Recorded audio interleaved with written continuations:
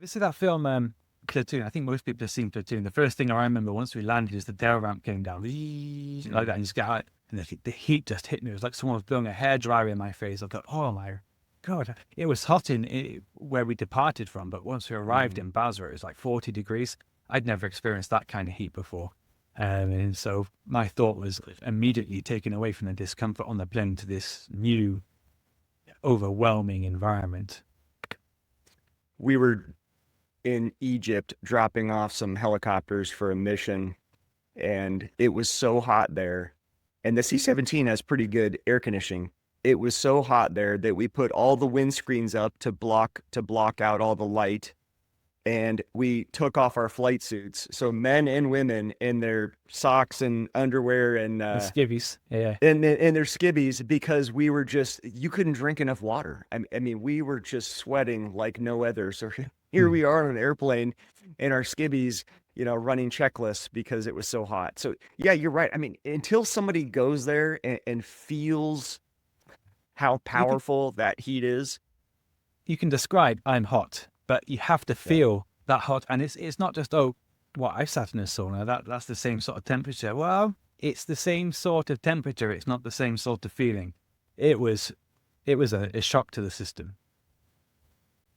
So another C-130 story, we converted from C-130s to C-17. So a lot of our folks that came from the C-130 community had never been on a C-17.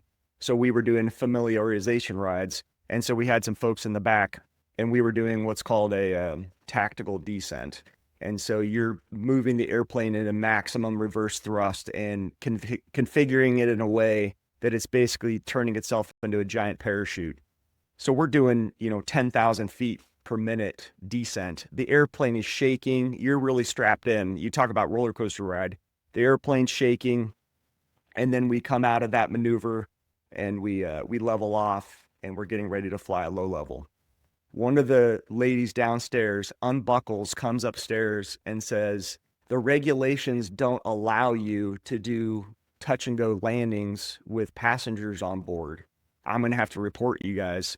We said, we didn't do a touch and go. We never even touched the ground. This Yeah. is what a tactical descent feels like. And she was absolutely shocked at how violent that descent was. She thought we were doing a tactical landing into an assault zone. It's like, no, this is just how No, this is aggressive this just airplane is. yeah. Yeah, so like you're saying, until you experience it, It you, is. you just think You this could is. describe it, but this description and experience, they're a world apart. So back to descriptions and experiences, I've never slept in a palace before, but you slept in the Basra Palace. So what was that like? Well, when you put it that way, and I've never put it that way, I can actually say, yeah, princess, because that was my nickname. Princess slept in a palace. It wasn't like that. The Basra Palace is not like Buckingham Palace, a very, very grand building, or Blenheim Palace in Oxfordshire, which was where Winston Churchill was born. Um, it was basically an army base with some nice buildings. Most of the palace itself was uh, billets for troops, vehicle pools, maintenance areas, armories, supply areas. But there were a few nice buildings. One was for who used to be the provincial governor. One was for the military commander. One was for Saddam if he ever turned up, because obviously he had his premises all over the place. So we had some really, really nice buildings, and most of it was turned into a military base. And it was built as a response to the Iran-Iraq war in the 80s, that border conflict, because Basra is right on the border with Iran. But the palace itself, it had a huge network. I guess it was about 20 kilometers rather, worth of roads inside the footprint. It had about 2 meter thick concrete walls all the way around it, with guard towers at regular intervals. And it was split into several sections. There was a section for the British military and the British consulate. There was a section for the Coalition Provisional Authority, which was the government at the time. And there was a section for the American contractors and Youth, trust in your platoon. I'm with my guys.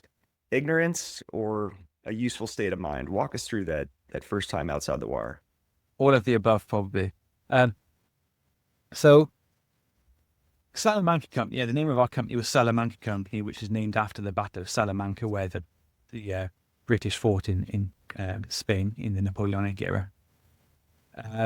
We had three platoons: one platoon, two platoon, three platoon. First, second, third platoon. We were three platoon, and we were the first platoon assigned for patrols. We literally arrived in the palace, and that day we had to head out.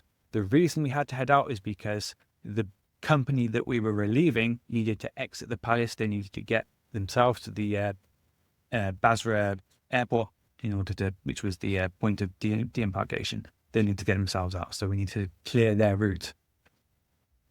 It was nighttime. It was the only night that it rained. The sky was purple, like a bit like Ghostbusters. You ever seen the film Ghostbusters when the Gozerian comes into New York and the sky turns purple? The sky was purple.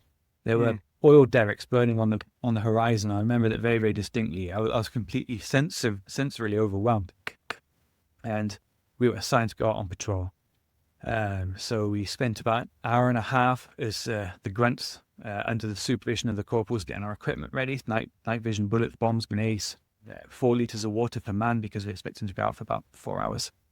And we made our way to the back gate of the palace. We weren't going to leave from the front gate. We're going to make our way to the back gate, loop around the front of the palace, and get to the main convoy route and check that convoy route. What do you expect? It's the first patrol. We've been training for this with months of training. And the UK has a lot of learned experience of clearing convoy routes, especially from places like Northern Ireland, but to a lesser extent places like